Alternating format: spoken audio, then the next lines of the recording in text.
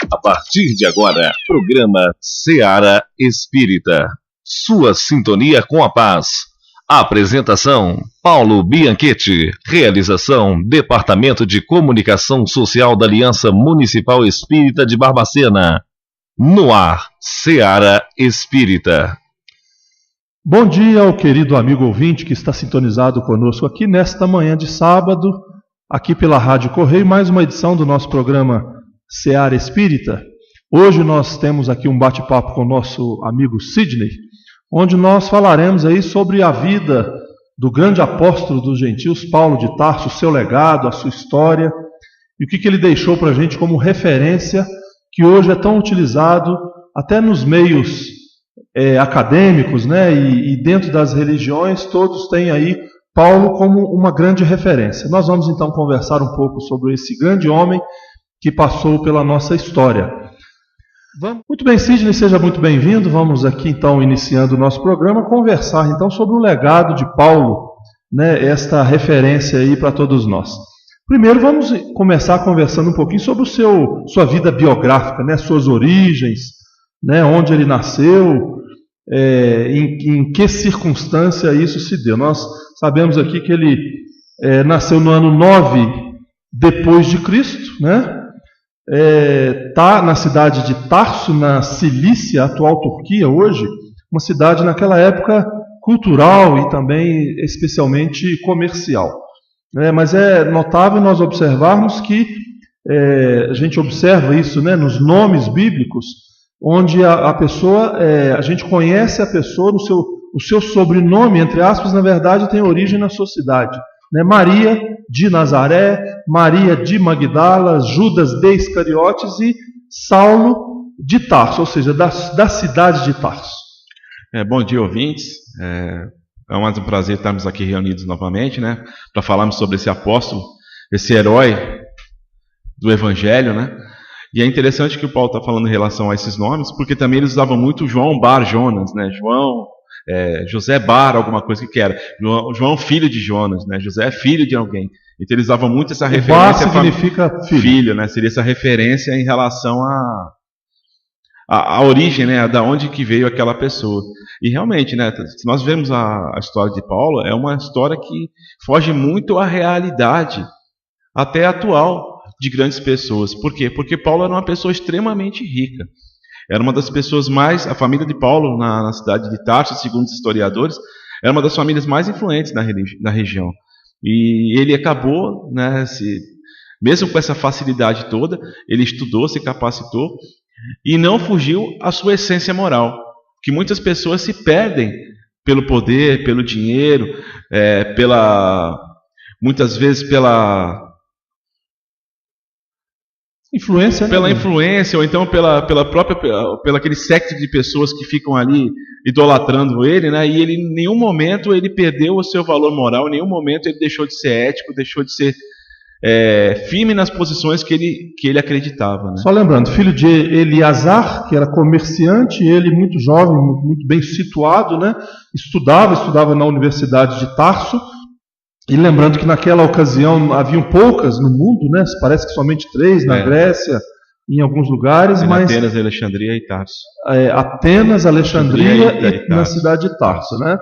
E aí já aos 15 anos ele já era um indivíduo bem formado, vamos dizer assim. É interessante, né? Isso. Tanto que no livro Paulo Estevão, né, Psicografia Chico Xavier pelo Espírito Emmanuel, tem um trechozinho falando um pouco da personalidade de Paulo de Tarso. O jovem Saulo apresentava toda a vivacidade de um homem solteiro, bordejando seus 30 anos de idade. Na personalidade, toda a virilidade, máscula, beleza. Os traços israelitas se fixavam principalmente nos olhos, profundos e penetrantes, próprios dos temperamentos apaixonados e indomáveis, ricos de agudeza e resolução. E lá ele comenta que ele usava a túnica do patriciado, né, nesse texto do livro Paulo Estevão. Por quê? Porque como aqui o nosso Paulo Bianchetti estava comentando em relação a Paulo de Tarso, a cidade de Tarso era uma cidade muito importante no Império Romano, era um dos principais portos da região, então era uma área extremamente comercial. E como a família de Paulo era muito rica, muito influente, e Paulo estudou nas melhores universidades do mundo antigo, que era em Tarso, a roupa comum utilizada era a roupa tradicional romana. Então eles usavam aquelas togas, né, aquelas togas do patriciado. Tanto que no livro Paulo e Estevão, quando Paulo chega na cidade de Jerusalém e vai encontrar com um grande amigo seu, o rapaz ainda brinca com ele: pô, Paulo, trajado com as roupas do patriciado, ou seja, esqueceu as suas origens judaicas? Ele falou: eu não esqueci as origens judaicas, porque a Torá, ela está no meu coração, né? A Torá, ela é a referência da minha vida. Então é muito interessante isso. E até retornando um pouquinho antes, aos 15 anos ele já se transfere para Jerusalém e ele vai estudar na escola de Gamaliel, né? Então ele já vai conhecendo ali o latim, o grego, o hebraico, né? E tendo realmente uma formação onde iria criar bases para que depois ele viesse a fazer parte vamos dizer assim, da cúpula dos doutores da lei, né? Isso, é porque é interessante assim, Paulo ele é uma pessoa cosmopolita, né? Como ele morava nessa cidade de Tarso, ele se tornou um poliglota. Por quê? Porque a língua oficial do Império Romano era o grego, o latim. Então, assim, todas as pessoas, para se comercializarem ou para qualquer lugar do mundo antigo, tinham que falar o latim. Da mesma forma que hoje, se a pessoa for para viajar para qualquer lugar do mundo, ela tem que saber o inglês. Porque sem o inglês ela não consegue se comunicar em qualquer lugar que ela for. O inglês ela se tornou uma língua universal para nós hoje. E na época era o grego. Então Paulo ele sabia falar fluentemente o grego porque a família era uma família comerciante e lidava com povos de todas as regiões.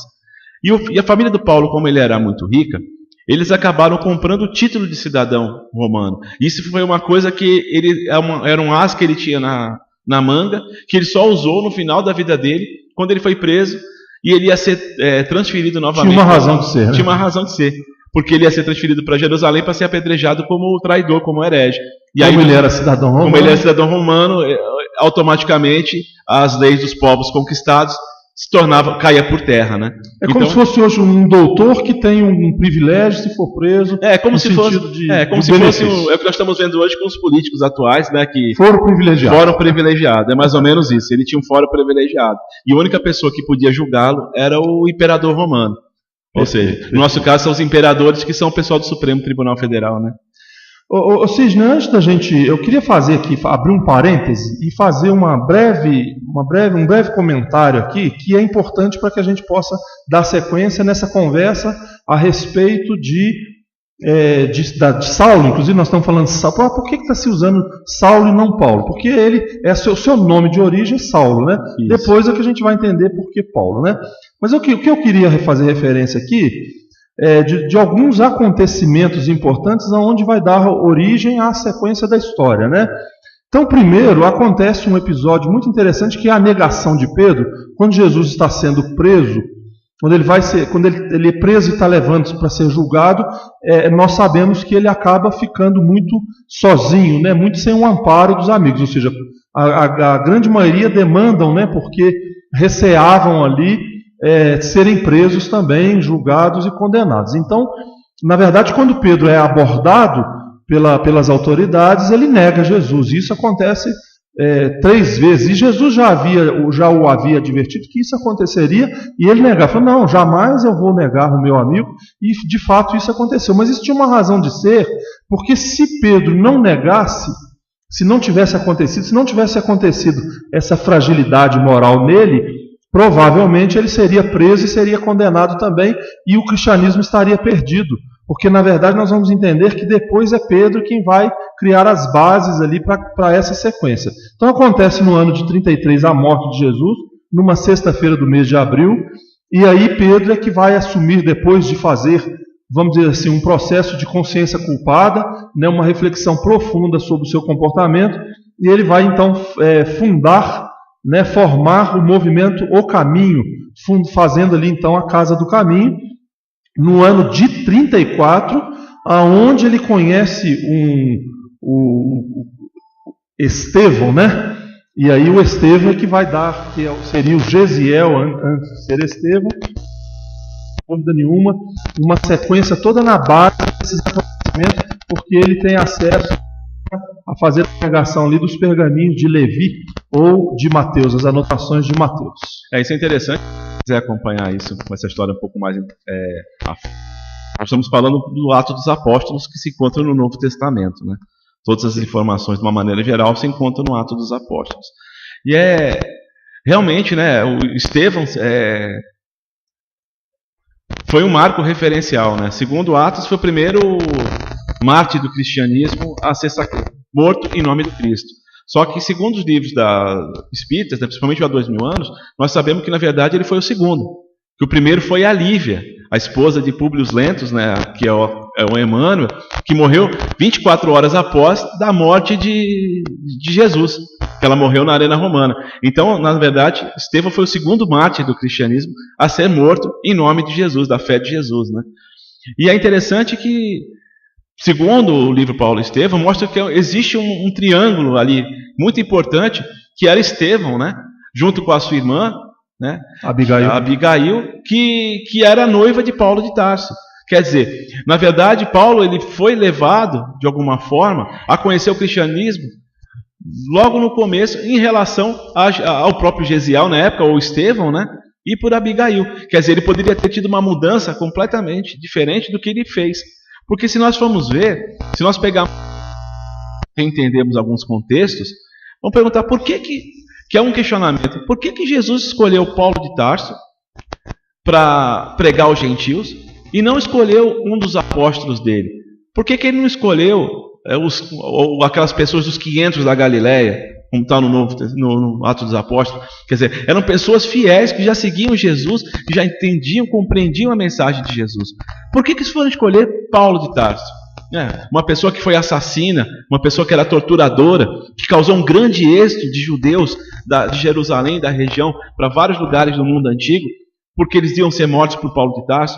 Inclusive, quando Paulo chega em Damasco, que é a famosa história de Saulo, na famosa estrada de Damasco, onde ele viu aquela luz enorme e onde apareceu Jesus, que isso está no Atos dos Apóstolos, capítulo 9, versículo 3.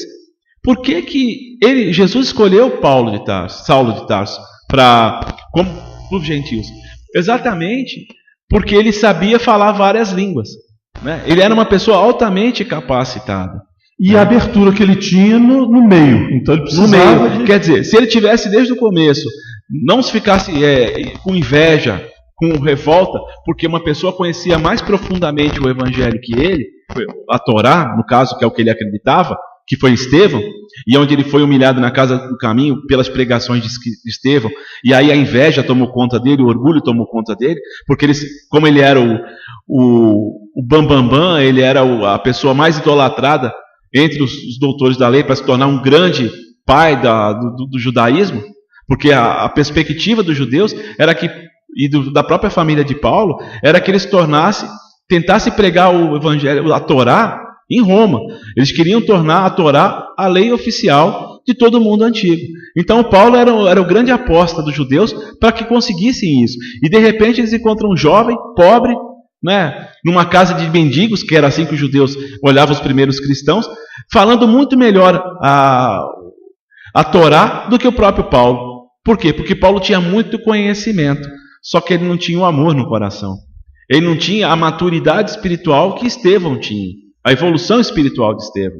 Quer dizer, Estevão poderia ter sido um divisor de águas positivo na vida de Paulo, só que infelizmente o orgulho e a vaidade fez com que ele destruísse aquela primeira oportunidade de conhecer Jesus na encarnação em que eles estavam, né? É importante a gente lembrar, nós estávamos falando de Gesiel, que depois vem a ser Estevão, como você bem nos informou, como segundo mártir, que veio a ser martirizado no ano de 35, ou seja, 2 anos após a morte de Jesus. Mas isso tudo tem um contexto, porque houve uma ligação muito grande, muito forte ali com Pedro e com toda aquela estrutura que estava sendo iniciada naquele momento. Isso tem uma representação muito significativa nas nossas vidas, porque primeiro, depois da negação, eu quero voltar a esse ponto para que a gente possa ver aonde nós nos situamos nesse aspecto, mas depois dessa negação de Pedro acontece um grande duelo interior. É aquele sentimento que nós temos, ou seja, da chamada consciência culpada. Quando nós temos uma consciência esclarecida e cometemos um engano, cometemos um erro, vem a ressaca moral, vem o conflito de consciência e, consequentemente, a transformação. É daí, veja que a sabedoria divina nos beneficia tanto, que é daí que acontece a nossa mudança, a nossa transformação. Quando nós erramos, nós criamos um conflito interior, um duelo, né? Acontece um duelo dentro de nós, e aí, sem dúvida nenhuma, começa-se o processo de transformação. E é daí que surge o homem novo, né? Ou seja, algo esperançoso dentro de nós. Foi o que aconteceu com Pedro, e consequentemente essa ajuda de Gesiel na condição de Estevão. E se a gente conhece um pouco a história, por isso nós convidamos a todos a ler o livro Paulo e Estevão, porque ali você consegue conhecer todo o contexto, e a partir desses acontecimentos acontece o grande encontro, ou seja, nós encontramos os nossos ideais, os nossos objetivos, e começamos a trilhar uma etapa de vida, né? Uma transformação que é de fato aquilo a que de fato pretendemos, né? Que é uma autorrealização. Realmente, né? A dor, ela seja a dor física ou a dor moral por uma atitude equivocada, ela acaba servindo como um grande medicamento nas nossas vidas, né? Infelizmente, nós temos vamos dizer assim, a referência que seria Jesus, que seria os bons exemplos que ele nos deixou através da sua mensagem, através dos exemplos que se encontram no Novo Testamento. Só que nós preferimos seguir outras trilhas. Seguir a trilha do mais fácil, a trilha do mais cômodo, e muitas vezes esse mais fácil, esse mais cômodo, ele acaba trazendo problemas sérios no futuro, porque geralmente a gente acaba prejudicando outra pessoa ou acabamos nos prejudicando também. Então, consequentemente, isso vai trazer uma série de consequências para a gente. E a dor, ela serve exatamente para isso, para a gente parar e refletir sobre o que nós fizemos ou o que nós estamos fazendo.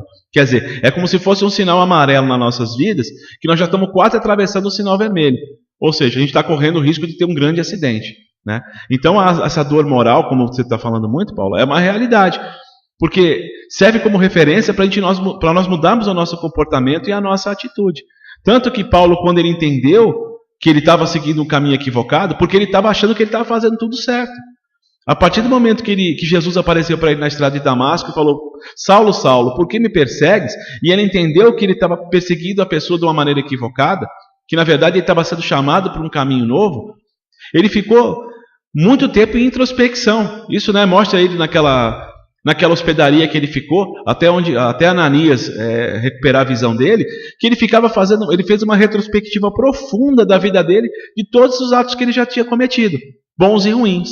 E a partir daquilo ele começou a se transformar moralmente e ver aonde que estavam os seus equívocos, e com a mesma força, com o mesmo empenho, com a mesma determinação que ele perseguia Jesus e os seus discípulos, ele começou com a mesma força, o mesmo empenho, a mesma resolução a pregar a sua mensagem, porque ele viu que ele estava equivocado.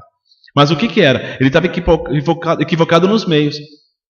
E aí ele mudou a forma de ele agir. Agora, o que muitas vezes nós fazemos? Era como se ele tivesse a força que ele já tinha antes, que ele colocava a favor de um pensamento antigo, ele começa a reflexionar e depositar essa mesma força, essa mesma energia, só que agora de uma maneira positiva. Exato. Foi a mesma coisa que Pedro fez a partir da negação. Aquilo foi uma dor moral tão grande para ele, e quando ele voltou para junto dos outros apóstolos, ele ficou extremamente introspectivo também, pensando no que ele tinha feito. E depois ele se tornou a pedra fundamental e a referência entre todos os outros apóstolos, né? Mesmo quando o irmão dele foi assassinado, ele mesmo triste, magoado, mas ele manteve a firmeza, porque ele tinha a fé e a resolução de que ele estava no caminho certo. Quer dizer, ele não se sentiu intimidado.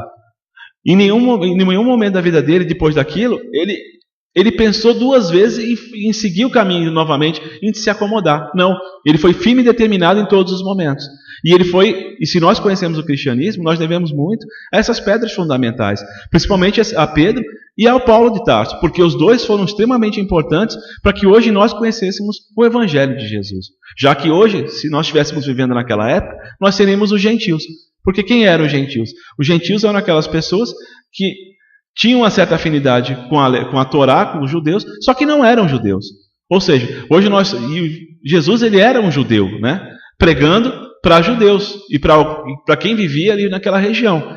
Mas de uma maneira geral, todos os apóstolos, os apóstolos de Jesus, pregaram mais para judeus. Somente Saulo de Tarso, quando começou, como Paulo já convertido, né, que ele preferiu usar o mesmo nome dele, que Paulo, que era um nome romano, que é a tradução de Saulo, que é o nome judeu, ele não quis mudar o nome para um nome diferente, ele usou o mesmo nome, até para poder fortificar isso dentro da convicção dele. E que tinha uma significação simbólica, na verdade, mas que isso é representativo, quando na verdade a palavra Paulo significa menor. Então é como se ele quisesse se diminuir diante da grandeza que ele tinha antes, como status, como uma pessoa de posição intelectualizada, né, com respeito na sociedade. Ele queria ser diminuído, ou seja, ele queria ser talvez o menor. Aí Paulo significa menor ou pequeno. E é uma coisa que é interessante você falar em relação a isso, que mesmo sendo menor e pequeno, ou tendo essa influência mesmo quando ele era rico, os judeus eles tinham uma característica de passar uma profissão para os seus filhos, né? Então, assim, o pai do Paulo, antes de se tornar um grande comerciante, ele era um tecelão. Ele trabalhava com couro, trabalhava com sapatos, tendas, que era uma... E o filho aprende. E o filho aprendeu. Então, Paulo, em todas as suas pregações, em todas as viagens que ele fez, ele usava o seu ofício. Ele nunca viveu às custas daqueles cristãos primitivos. Ele nunca viveu às custas da religião. Ele tinha a profissão dele. Então o que ele aprendeu? Que é um grande exemplo. Que é um grande exemplo. E hoje é uma referência que muitas pessoas estão se perdendo. Muita gente está querendo ganhar dinheiro em cima da religião. Usa a religião como mecanismo como meio de ganhar dinheiro, de sobrevivência, de se enriquecer às vezes. Esquece as origens de Jesus, dos apóstolos e, como você está dizendo, de Paulo, porque vivia do próprio sustento. É porque é muito fácil você se aproveitar de pessoas que estão num momento difícil da vida, né? E hoje muitas vezes algumas pessoas usam a religião para explorar as pessoas que estão indo lá em busca de auxílio. Um mercado, né? Um mercado, virou um comércio. Tanto que Jesus, o que ele fez quando a única ato de, vamos dizer assim, de violência que nós encontramos no Novo Testamento é quando ele espanta todos os vendilhões do templo. O que eram? Eram aquelas pessoas que iam para o templo para ganhar dinheiro. Não estavam ali para comungar com Deus. Eram aquelas pessoas que estavam ali para barganhar, para fazer negócio. Quer dizer, se Jesus provavelmente voltasse hoje, não só nas casas espíritas, como em outras religiões, ele ia ter a mesma atitude. E provavelmente hoje os próprios cristãos matariam Jesus novamente. Porque é muito... Seriam incomodados, né? Seriam incomodados, porque o dinheiro e a facilidade é uma coisa que infelizmente ainda é muito forte dentro da nossa humanidade, né? Então você falou aí da conversão, eu queria pontuar algumas coisas aqui. Primeiro dizer que isso aconteceu no dia 25 de janeiro do ano de 36. Né? E isso é muito simbólico para todos nós, porque a conversão, a gente se fala muito, né? A conversão de Paulo, né? Conversão vem do latim conversione, que quer dizer ação de voltar, mudar de direção, mudar de natureza, ou seja, aquilo que você estava fazendo, você faz uma conversão e muda completamente. Você está seguindo numa direção e aquela direção te aponta um rumo equivocado e você então converte e busca um novo direcionamento. Será que isso tem alguma relação com a nossa vida? Quando a doutrina espírita e o Evangelho de Jesus vem nos fazer o convite para o conhecimento de si mesmo, a nossa transformação interior, né? Ou seja, a busca de se autocompreender, de se autoconhecer, até compreendendo alguns aspectos a respeito da nossa chamada viagem interior.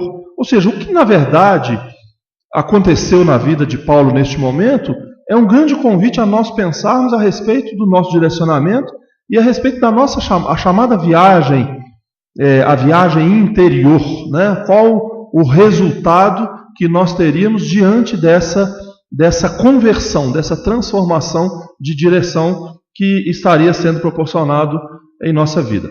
Guardemos essa data, 25 de janeiro do ano de 36, que no final do nosso programa a gente faz algumas referências a respeito dela.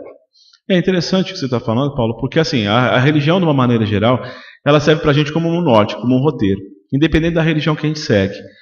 E a religião ela vem para trazer o quê? Valores novos nas nossas vidas, para que nós transformamos aqueles valores equivocados, aqueles valores que a terra vai ficar na terra quando nós formos embora, né?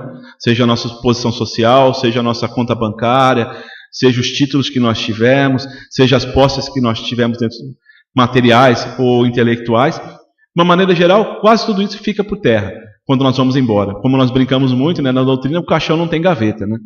Então, a religião ela vem o quê? Para que nós fortifiquemos os nossos valores morais, para que nós nos tornemos pessoas melhores. Essa é a grande função da religião. E isso que entra nessa conversão, né? Da gente ressignificar valores antigos e transformar valores novos. Colocar ferramentas novas na nossa vida para que nós possamos ter uma vida mais digna, mais correta e mais justa. Por quê? Porque se nós somos mais dignos, mais corretos e mais justos, consequentemente, a vida das pessoas que estão ao nosso redor vão se tornar mais dignas, mais corretas e mais justas. Porque nós não temos como mudar o mundo, mas nós temos como mudar o nosso mundo interior. E nós mudando o nosso mundo... E é pessoal, e é individual. É individual. Essa transformação é individual.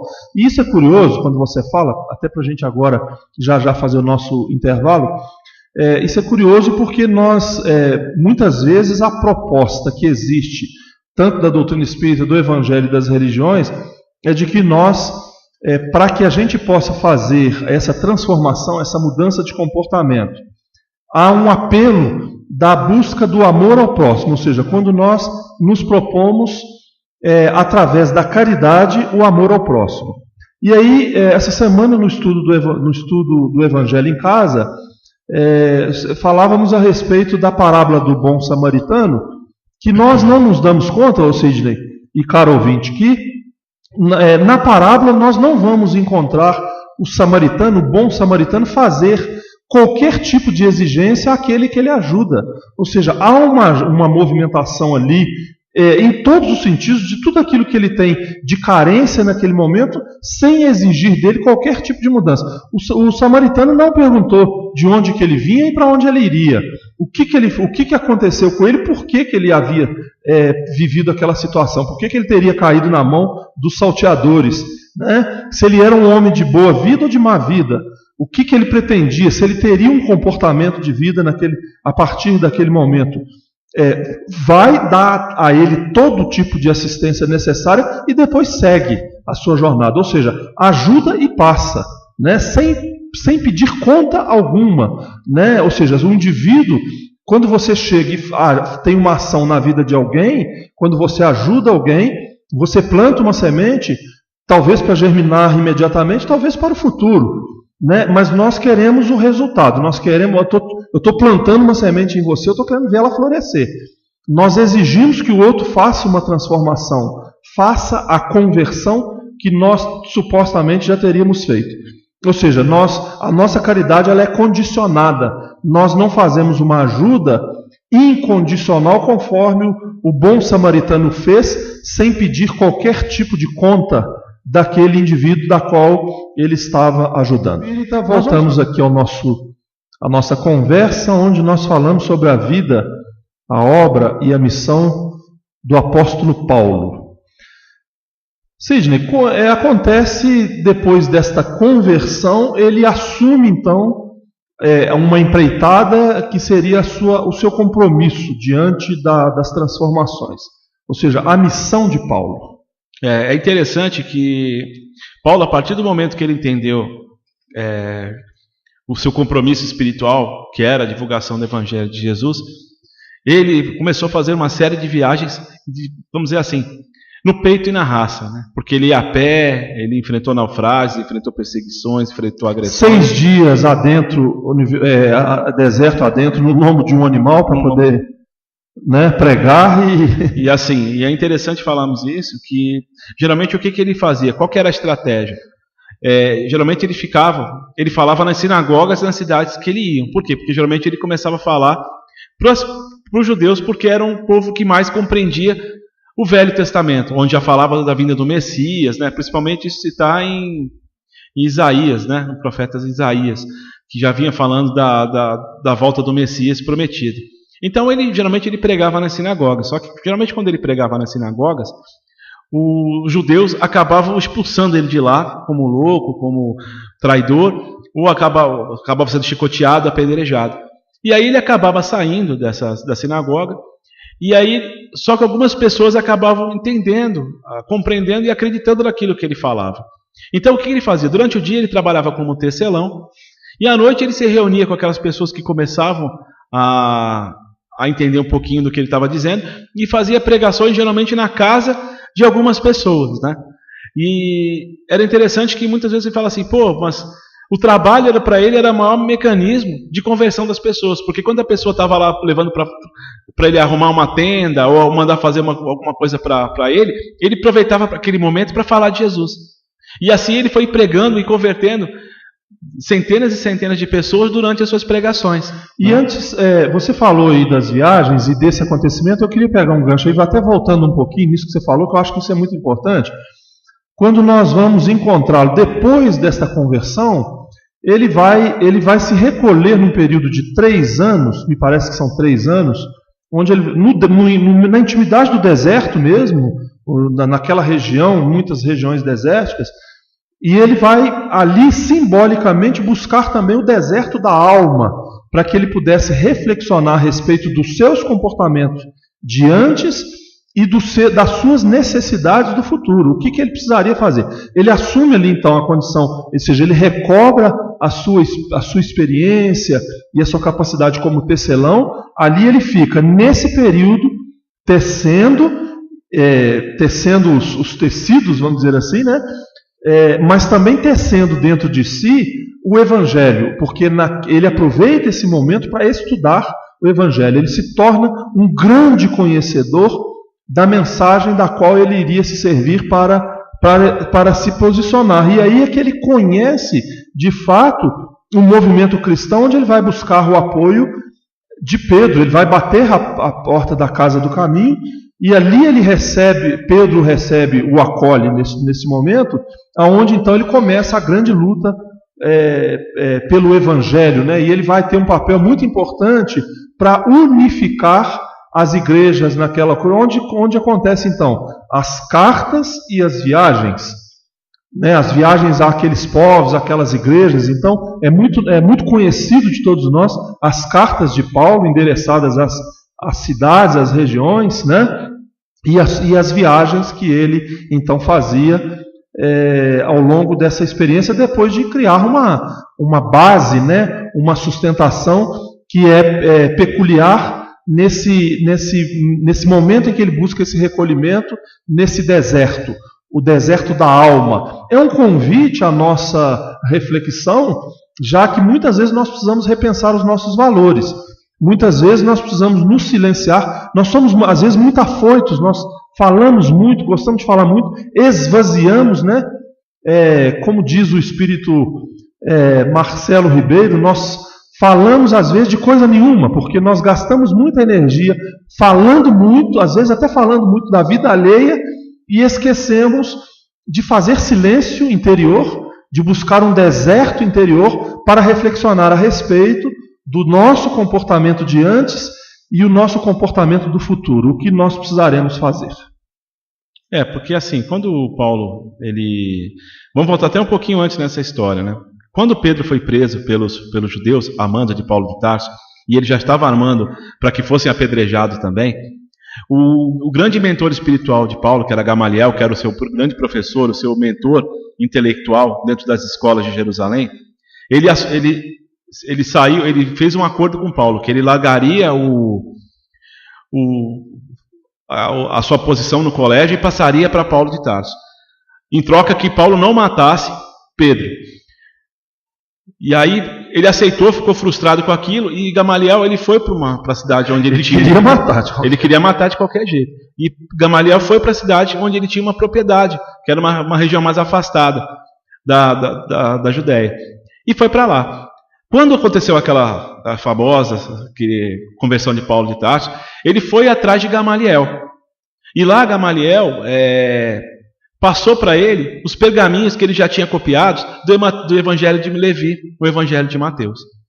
E Paulo, como ele queria se aprofundar, ele queria fazer uma reforma íntima mais profunda, ele queria rever os seus conceitos, ele realmente falou assim: mas eu quero estudar, eu quero entender melhor essa situação, mas eu não quero ficar aqui parado. E aí o Gamaliel falou: eu tenho um irmão que trabalha com tecelagem, já que você também é um tecelão, e você pode ajudá-los. E aí Paulo foi para o deserto junto a um casal, que era conhecido como Áquila e Prisca, que era um casal que foi expulso de Jerusalém e que vai acolhê-lo. E é interessante que nesses 2 anos que eles ficaram juntos, ou nos 3 anos, Aquele príncipe, em nenhum momento, desconfiavam que era Saulo de Tarso que estava ali, mas em nenhum momento o acusaram, porque eles tiveram que abandonar tudo que eles tinham, famílias, os seus bens, tudo, fugindo da perseguição de Paulo. De Saulo. Quer dizer, olha onde que já está o Evangelho de Jesus nesse casal. Quer dizer, já tinha entendido a função do amor, a função do perdão, a função da solidariedade. Eles desconfiavam. No final, quando Paulo acabou chorando muito e acabou desabafando e acabou contando quem ele era, eles já sabiam que era Paulo, mas eles não tinham a certeza. E mesmo assim continuaram acolhendo e depois foram pessoas importantes nas divulgações de Paulo no futuro. Então, assim, aí a gente vê o quanto que o Evangelho de Jesus faz a transformação quando nós realmente entendemos essa proposta, né? E para que isso aconteça, nós precisamos conhecer, né? Então, o grande convite que a doutrina espírita hoje nos faz é estudarmos o Evangelho de Jesus e depois de conhecê-lo, aplicá-lo na nossa vida prática, né? Mas eu queria retornar um pouquinho, quando você passou de forma muito breve a respeito das viagens de Paulo, e elas foram notáveis. Eu até falo o seguinte, que a primeira impressão, vamos dizer assim, o primeiro impacto que a gente pode ter é a duração, a primeira viagem do ano de 46 a 48. Dá para imaginar você fazer uma viagem, você fala assim, eu vou fazer uma viagem a passeio, então você faz uma viagem de 15 dias, de uma semana, né? Você vai usufruir de muitos recursos hoje de deslocamento que existe, você vara o mundo de avião em 12 horas, né? Uma facilidade enorme. Uma viagem naquela condição daquela época, durando aí 3 anos, a pé, no lombo de um animal, com escassez de recursos, porque realmente é onde você enfatizou, ele parava, naquele momento ele tecelava, de forma que esse trabalho desse para ele condições de sobrevivência e continuava seguindo a sua viagem, ou seja, de 46 a 48, a segunda de 50 a 52, e a terceira, a mais duradoura, de 53 a 57. Não, e detalhe, né? Geralmente na segunda e na terceira viagem, principalmente, onde ele já tinha fundado algumas igrejas, ele voltava para essas igrejas, ele ainda pedia dinheiro para poder mandar para Jerusalém. Ou seja, ele já não tinha praticamente nada na casa do caminho. E ainda pedia dinheiro para poder ser enviado para a casa do caminho. Quer dizer, hoje é o contrário, né? Geralmente a gente só fica pedindo dinheiro, ou assim as casas acabam pedindo dinheiro para o nosso próprio interesse. Ele não. Ele pedia para uma função muito maior. Por quê? Porque a casa do caminho, em um determinado momento, ela começou a ter uma influência muito grande judaica. E começaram a ter alguns rituais que já aconteciam comumente dentro da religião, e já estavam começando a influenciar aquele cristianismo primitivo que tinha abolido todos aqueles dogmas, aqueles rituais que eram muito comuns dentro da religião judaica. Foi uma grande briga e quase teve um grande racha, né, de Paulo com um dos apóstolos, que se não fosse Pedro dando um basta naquela situação, provavelmente o cristianismo primitivo tinha ruído por terra logo no seu começo, né? E ele foi muitas vezes ali a sustentação. Ele foi a sustentação, porque ele entendeu qual que era a função do Evangelho de Jesus, que era acabar com esses rituais, acabar com uma série de vamos dizer assim, de situações que na verdade fica muito preocupado com a estética e não com realmente o ensinamento profundo que o Evangelho veio para trazer para a gente, né? Esclarecendo um ponto que é muito importante, a Casa do Caminho tinha um trabalho de assistência a pessoas carentes muito grande, enorme, né? E claro que vivia com muitas dificuldades financeiras, porque naquela ocasião não havia ali o apoio do Estado, sem dúvida nenhuma, muito pelo contrário, era visto como um incômodo. Então dependia-se realmente desses recursos, e Paulo ele fazia essa pregação ali naquela região toda, fazia essas viagens e conseguia sem dúvida nenhuma ajuda, onde se podia fazer um trabalho de assistência a muitas pessoas que eram abandonadas pelos familiares, pela sociedade, pelo Estado, nada semelhante aos dias de hoje. Né? É interessante você falar nisso, Paulo, porque hoje nós vemos aqui na própria nossa cidade creches, né, pequenos colégios que são feitos por pessoas abnegadas, pessoas que têm um ideal moral muito grande, né, como a creche do Abrigo dos Irmãos do Caminho, né, do Senhor Jesus, que já desencarnou, a nossa irmã Luquinha com o Colégio Pequeno Marcos, quer dizer, pessoas idealistas, pessoas com boa vontade. E que muitas vezes a sociedade fala assim, isso é o Estado que resolve essa questão. E não é assim. Não funciona. O Estado não tem recursos. E nem compromisso muitas vezes também com essas instituições. E até não vamos aqui entrar no mérito, né, dos julgamentos, mas a gente percebe que é um grande convite às pessoas exercerem a caridade. É uma oportunidade de nós ajudarmos para sermos ajudados no futuro. E a gente observa um ponto importante, que as casas espíritas hoje não têm o objetivo, nunca tiveram, de fazer coleta de recursos nas reuniões públicas.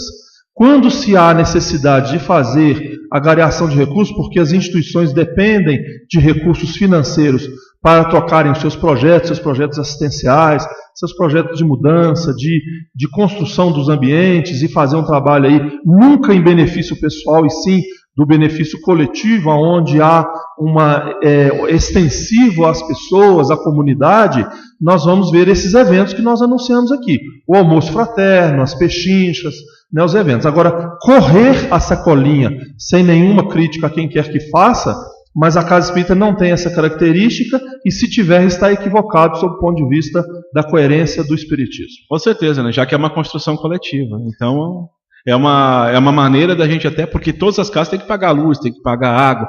Então, algumas pessoas elas não são obrigadas, mas quem quiser ajudar, ajuda. Mas não tem aquela contribuição obrigatória mensal. Cada um dá o que pode na medida do possível. Exato. Agora, Sidney, a gente precisa de fazer as nossas... aqui na finalização, onde nós vamos ver aí o momento em que Paulo ele está...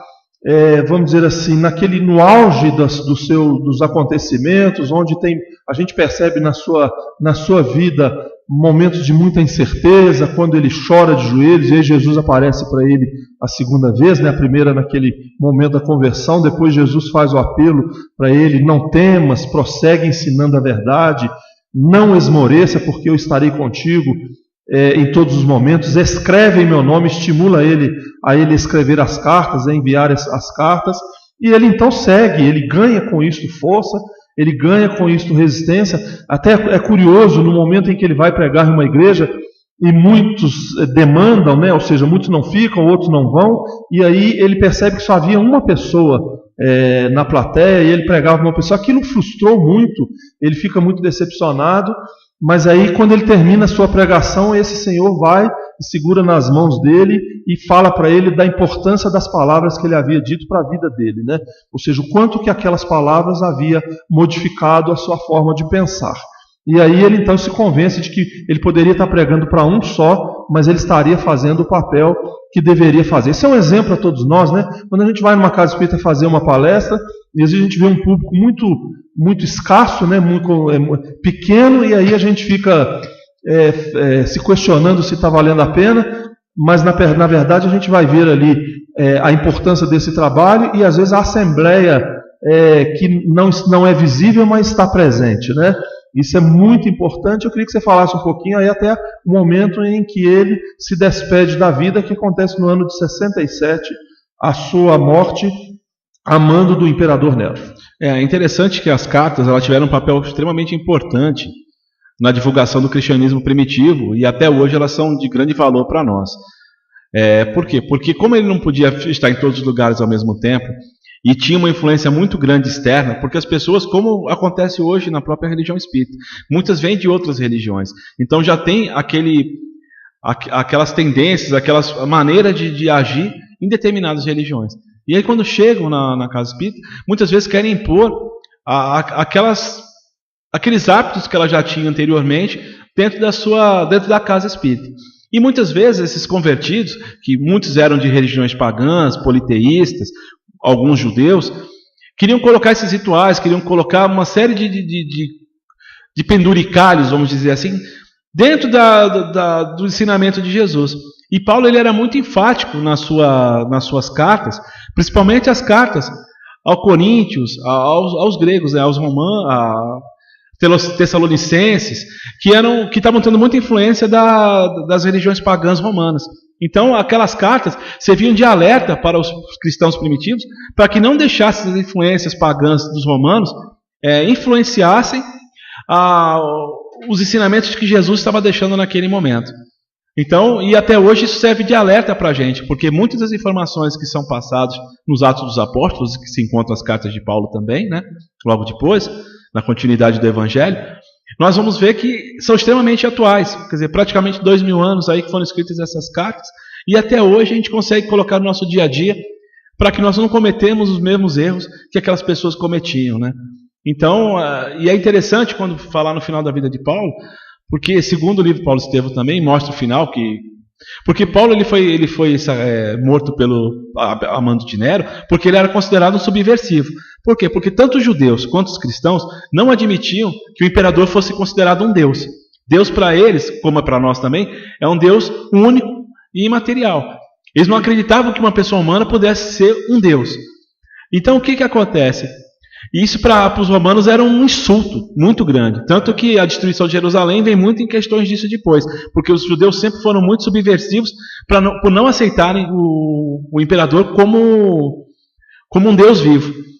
E Paulo, quando foi mandar a morte de Nero, Nero mandou assassiná-lo, exatamente porque ele era uma pessoa que tinha uma grande influência, apesar de ele já estar todo bem velho, todo deformado, já praticamente já preso há muito tempo dentro das masmorras romanas, mas ainda era uma pessoa que tinha uma grande influência, então ele é considerado uma pessoa-chave de um futuro, talvez um processo subversivo. E aí quando ele foi levado para fora da cidade de Roma para ser assassinado, no livro conta uma cena muito bonita, que o soldado romano, né, do centurião romano, estava com a espada já para cortar o pescoço de Paulo, e ele fala assim, e ele não queria fazer aquilo, porque ele via que aquele senhor não fazia nada, né, uma pessoa totalmente inofensiva, vamos dizer assim. E Paulo vira para esse soldado romano e fala assim, cumpra a sua função, porque eu já cumpri a minha. Quer dizer, eu já venci todas aquelas minhas dificuldades. Através do Evangelho de Jesus eu consegui deixar de ser um assassino, um torturador, uma pessoa que só causava o mal. Já fiz a minha transformação. Já fiz a minha transformação e hoje eu estou com minha consciência tranquila. Então, pode cumprir a sua função porque eu já cumpri a minha. Então, é muito bonita essa passagem. A história é belíssima. Claro que o tempo aqui agora não nos permite mais. O domingo já está me olhando aqui, é hora de encerrar. Só lembrando que a obra de Emmanuel Paulo Estevam é um convite à reflexão. Na verdade, não é um livro biográfico a mais no mundo, porque existem tantos, mas é um presente ao mundo, na verdade, é um livro histórico. Ele faz justiça a Estevão, já que Estevão é muito pouco lembrado dentro do cristianismo, dentro do pensamento religioso hoje. Ele nos convida ao perdão, já que nós vamos ver lá que Estevão foi perseguido por Saulo e depois ele assume o trabalho com ele durante 30 anos no mundo espiritual, ou seja, virou um mentor espiritual. Ele vira um mentor, aquele que vai acompanhar Paulo na sua jornada. É um convite a nós reflexionarmos sobre o nosso movimento espírita, sobre os nossos movimentos religiosos, qual o comportamento que nós temos. E, sobretudo, nós lembramos quando o Chico Xavier, quando tem a oportunidade de 1942, tornar a público esta obra notável. E nós falávamos então daquela data, no dia, é Chico Xavier que nos lembra, que lá nos primórdios do início da fundação de São Paulo, porque foi uma cidade homenageada, né, no seu nome ao grande apóstolo. Então nós vamos ver a primeira missa celebrada lá no Alto Pirapitinga, numa cabana de madeira, onde havia ali a presença do Espírito, segundo Chico Xavier, de Padre Manuel de Nóbrega, né? E aí, aliás, feita essa missa por Padre Manuel de Nóbrega, na verdade. E isso se deu no dia 25 de janeiro do ano de 1554, ou seja, a mesma data que acontece a referência, a transformação, a conversão do apóstolo lá nos primórdios do cristianismo. Então, essa data ela tem a coincidência aí, que na verdade não é uma coincidência, né? Tem um valor histórico, isso é muito importante. Quem traz essa informação é o nosso saudoso Chico Xavier, e fica para a nossa reflexão então a respeito desta obra, deste legado, dessa história que fica aí para que todos nós possamos repensar. Muito obrigado, Cisne, pela sua participação. Eu que agradeço, né, a oportunidade, né, aos ouvintes por essa companhia tão agradável nesse dia ensolarado aqui na nossa cidade. e a nossa equipe aqui, né? Trabalhando junto, e que muito em breve esses vídeos já estarão disponíveis na internet, pelo YouTube. Registrar a presença do Fred aqui, onde ele está fazendo a filmagem do nosso trabalho. A edição dos vídeos, né? Domingos, que está operando, muito obrigado, Domingos, felicidades, até a próxima oportunidade, se Deus quiser. Domingos. Você ouviu o programa Seara Espírita. Apresentação: Paulo Bianchetti. Realização do Departamento de Comunicação Social da Aliança Municipal Espírita de Barbacena. Seara Espírita.